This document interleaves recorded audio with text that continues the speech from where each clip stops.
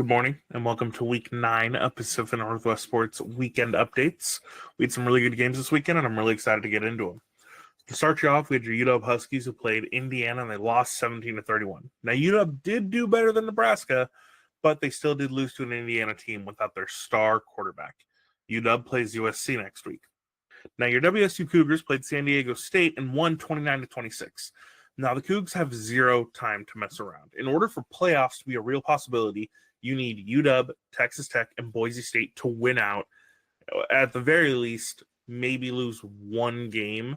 And that's for the playoff resume for Wazoo to be boosted. And at this point, I don't know if that's necessarily going to happen. But these close calls against San Jose State University and San Diego State, they cannot happen. Because let's say UW, Texas Tech, and Boise State do win out, and they have great ends to their season. The playoff committee still has to look at the whole season and decide, is Wazoo worth one of those 7 other spots? I don't know. So definitely something to look at. But then you go to it and you say, okay, 13 minutes left to get to the game. 13 minutes left in the fourth, and the score's 14-26, and the offense was absolutely lifeless. Now, as what's been the norm all year, this Coug offense clicks and it moves and it goes, but then they stutter. And it's almost like you're trying to jump a car, right? You can't get enough juice to the battery. And for some reason, that's been the offensive mantra this year. Mateer covers up for a lot of really good things, but every once in a while you watch and you're just like, what are we doing? I have no idea how to explain it. But the thing is, the line's letting in pressure far too easily. Now, San Diego State did what Boise State did to us, that did to the Cougs that made them lose their one game so far this year. San Diego State blitzed the heck out of Mateer and made him make very quick decisions. Now, to San Diego State's University, to their credit, it almost worked, right? They almost won the game, so you can't really complain about it. But if Wazoo wants to be competitive and actually have a shot at the playoffs, they have to clean this thing up. The line's letting in pressure far too easily. It seems like sometimes you're trying to force something to happen that just can't possibly be a good idea. Overall, Wazoo's got some serious adjustments to make this upcoming weekend with a bye to figure out how they're going to finish off the season. Player of the game, John Mateer. I mean, are we shocked on this? He's pretty much the lifeline of this team. They go 19 of 27 for 257 yards and 2 touchdowns. He also rushed 21 times for 66 yards and 2 more touchdowns. He also caught a 2-point conversion on WSU's version of the Philly Special. WSU, like I said earlier, they have a bye next week. Now, your Eastern Washington Eagles played Idaho, and they lost 28-38. Now, it seemed as if Eastern Washington was playing catch-up for most of this game, and about midway through the third quarter, I thought Idaho might slip up, and Eastern might be able to, get it going. But in the fourth, we saw 29 combined points go on the board, making this game extremely competitive and extremely just down the stretch. However, Eastern just didn't have enough in the tank to be able to compete with Idaho, and they ended up losing to a very ground-and-pound team, as Idaho still is down their top 2 quarterbacks. Player of the game, Deshaun Buchanan, 8 attempts, 106 yards, 2 touchdowns. Eastern plays Montana State next week. Idaho has a bye next week. Now we go over to Central Washington, who played Midwestern State and won 42-21. Now, the Cats would win this game in comfortable fashion. They would force 3 turnovers and run the heck out of the ball to the tune of 257 yards. Central Washington is very much a threat, and we just need to see them play slightly better on defense to not allow silly plays to define them. They are very much in the running for making the playoffs over there. Player of the game, Kennedy McGill and Tyler Flanagan, who combined for 36 attempts and 207 rushing yards and 4 touchdowns. Central will play Angelo State next week. Your PLU Lutes played Lewis and Clark and won 31-28. Now, at the end of the third quarter, it was 31-14. Let that sink in. This game was almost out of reach. And yet, through grit and effort by Lewis and Clark, they clawed their way back into a chance to win the game with time running out. But they would miss the game-tying field goal, Player of the game, Darius Shathan, who went 19 of 31 for 223 yards and 3 touchdowns. He also had 9 rushes for 44 yards and 1 touchdown. PLU plays George Fox next week, and Lewis and Clark plays Whitworth next week. Now, your Puget Sound Loggers played Linfield, and they lost 13-62. Now, some big things happened for Linfield today. They officially have a winning record for the year, making it the 68th year in a row. That leads all divisions of football, right? NAIA all the way to D1 leads everything for finishing a year over 500. That is the absolute model of consistency. Linfield piled up 644 yards of offense, 333 of those rushing and 311 passing. This is Linfield's 34th straight win over the Loggers. Player of the game, Luke McNabb, 9 rushes, 126 yards, and 2 touchdowns. Puget Sound plays Willamette next week. Linfield plays Pacific next week. Now you had your Whitworth Pirates play Pacific and win 39-32. All right, here's the game plan. You guys block.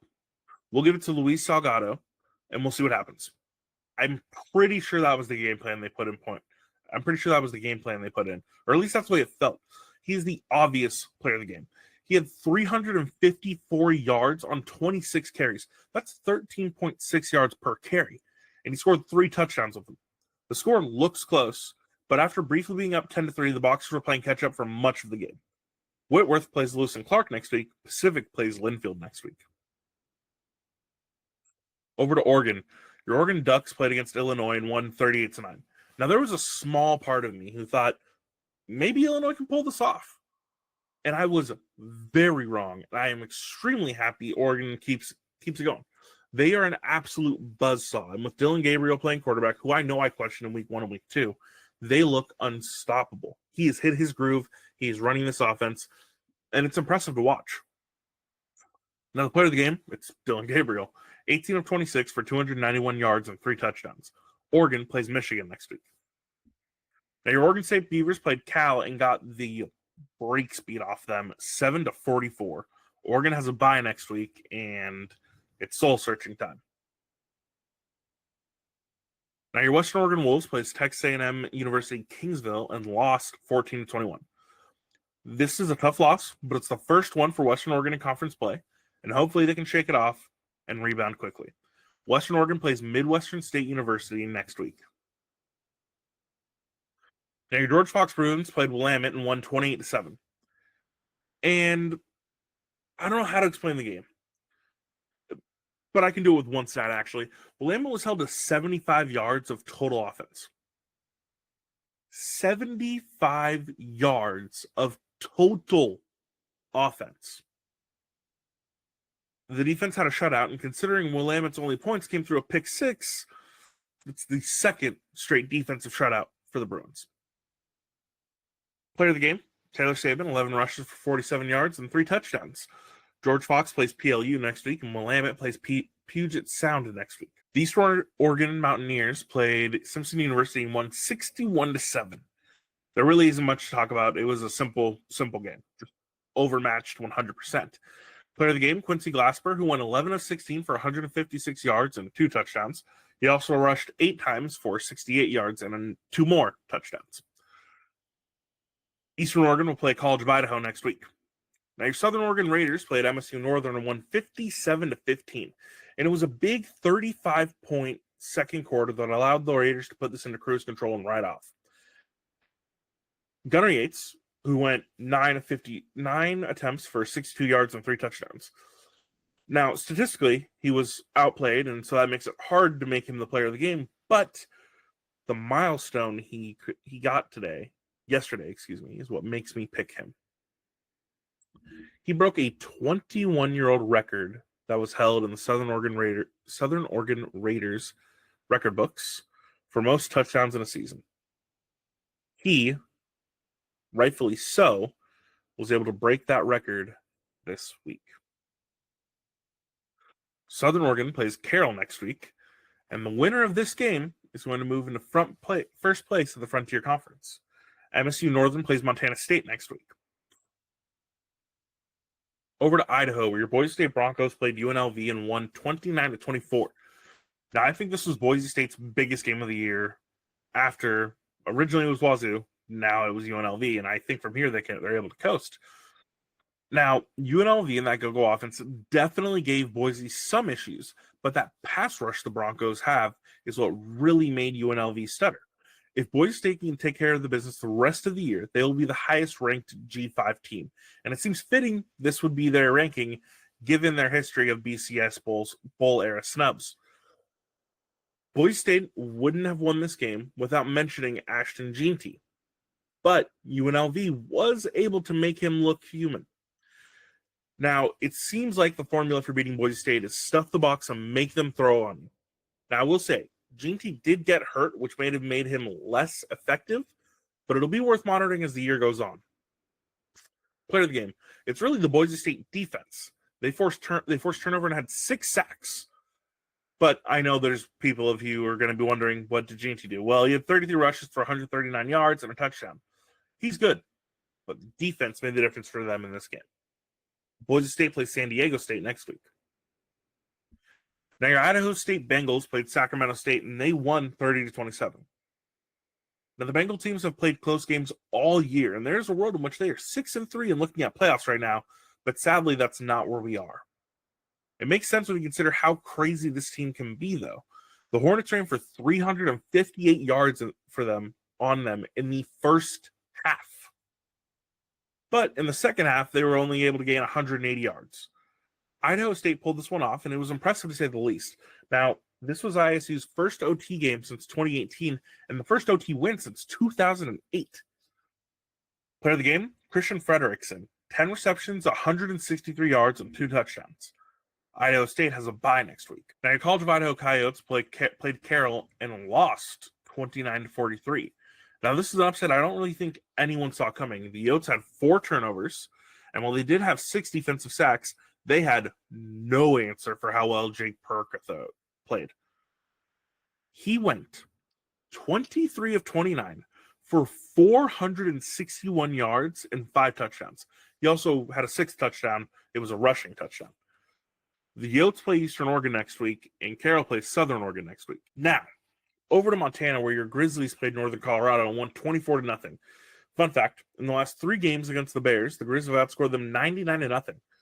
If we go back to 2017, they've outscored them 143-14. How are they doing this? It's defense. This last game, they held Northern Colorado to 218 yards of total offense, while forcing 3 interceptions and 1 turnover on downs on a fourth down stop. Player of the game, Eli Gilman, 12 rushes, 50 yards, and 1 touchdown. He also had 4 catches, 50 yards, and another touchdown. Montana plays Cal Poly next week. Now, your Montana Western Bulldogs played Arizona Christian University and won 69-7. Speaking at a very high level here, because this was a drubbing. The Bulldogs set a record with 740 total yards of offense, and this game had such dominance. I can't name a player of the game, but I'm going to shout out 2 things. Quarterback Michael Palandri set a school record throwing for 7 touchdowns. He also recorded a rushing touchdown. His 7 touchdown passes now have him alone at the top of the Montana Western record books. Eli Norse made some history himself, having 4 reception touchdowns. He also chipped that in with 9 catches and 214 yards. Montana Western plays MSU Northern next week. The Montana Tech Orediggers played Rocky Mountain and they won 38-0. Now, Tech played like the top 15 team we knew they were. This was Tech's second shutout of the year, and you may remember they had a shutout last week as well.